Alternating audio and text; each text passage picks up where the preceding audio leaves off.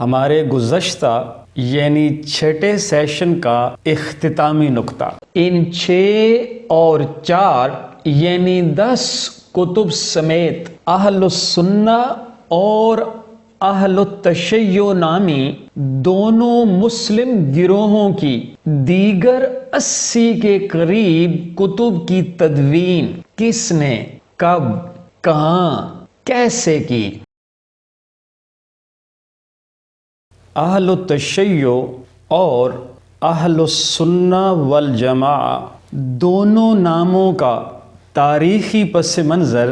کسی اور نشست میں، مگر آج ان دونوں مسلم گروہوں کی بنیادی 4 اور 6 کل 10 کتب کے کمپائلرز یعنی مدونین کی تواریخ پیدائش نیز ان تمام قابل احترام ہستیوں کی ولادت اور خاتم النبیین محمد الرسول اللہ صلی اللہ علیہ وسلم کی وفات کے درمیان سالوں پر محیط مدت کتنی، یعنی ان ہستیوں کی ولادت اور خاتم النبیین صلی اللہ علیہ وسلم کی وفات کے درمیان سالوں پر محیط مدت کتنی، سالوں پر محیط عرصہ کتنا؟ پہلے اہل تشیع کی کتب اربع کے مدونین کا ذکر۔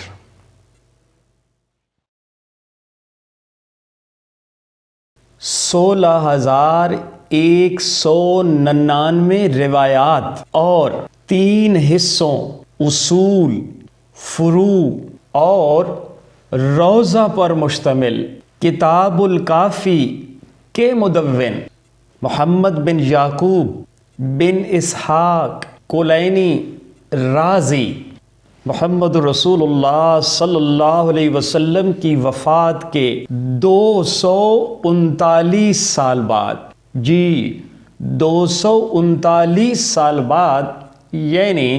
250 ہجری میں ایران میں پیدا ہوئے۔ من لا یعذرہ الفقیہ کے کمپائلر مدون شیخ الصدوق ابو جعفر محمد ابن علی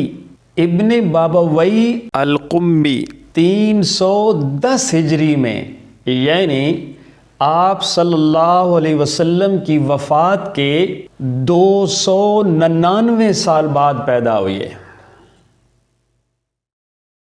محمد رسول اللہ صلی اللہ علیہ وسلم کی 632 عیسوی میں وفات کے 363 سال بعد، 363 سال بعد یعنی 995 عیسوی میں ایران میں جنم لینے والے شیخ الطائفہ ابو جعفر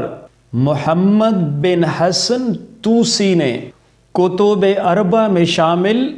2 کتابیں تدوین کی، تہذیب الاحکام فی شرح المقنع اور الاستبصار فی مختلف من الاخبار۔ اسی کانٹیکسٹ میں اہل السنہ والجماعہ کی سیاہ ستہ کے محدثین کا بیان کچھ یوں: کل 7,563 روایات پر مشتمل صحیح البخاری یا الجامع الصحیح یا اپنے مکمل نام کے ساتھ الجامع المسند الصحیح المختصر من امور رسول اللہ وسننہ وایامہ کے مدون ابو عبداللہ محمد بن اسماعیل البخاری موجودہ ازبکستان کے شہر بخارا میں 194 ہجری میں پیدا ہوئے، 194 ہجری میں یعنی محمد رسول اللہ صلی اللہ علیہ وسلم کی وفات کے 183 سال بعد۔ صحیح مسلم المسند الصحیح کے مدون کمپائلر مسلم ابن الحجاج ایران کے شہر نیشا پور میں 204 ہجری میں پیدا ہوئے، یعنی آپ صلی اللہ علیہ وسلم کی وفات کے 193 سال بعد۔ ابو داود سلیمان السجستانی نے سنن ابی داود کی تدوین کی۔ ان کی پیدائش موجودہ ایران کے شہر سیستان میں 202 ہجری میں، 202 ہجری میں، یعنی آپ صلی اللہ علیہ وسلم کی وفات کے 191 سال بعد۔ محمد رسول اللہ صلی اللہ علیہ وسلم کی وفات کے 198 سال بعد، یعنی 209 ہجری میں، موجودہ ازبکستان کے شہر ترمز میں جنم لینے والے ابو عیسیٰ محمد بن عیسیٰ السلیمی الترمذی نے سنن الترمذی یا جامع الترمذی مدون کی۔ السنن الصغری یا سنن النسائی کے مدون موجودہ ترکمنستان کی بستی نسا میں 215 ہجری میں، یعنی آپ صلی اللہ علیہ وسلم کی وفات کے 204 سال بعد پیدا ہوئی ہے،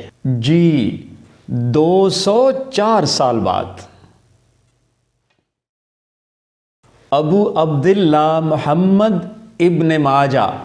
جنہوں نے سنن ابن ماجہ کی تدوین کی، ایران کے شہر قزوین میں 824 عیسوی،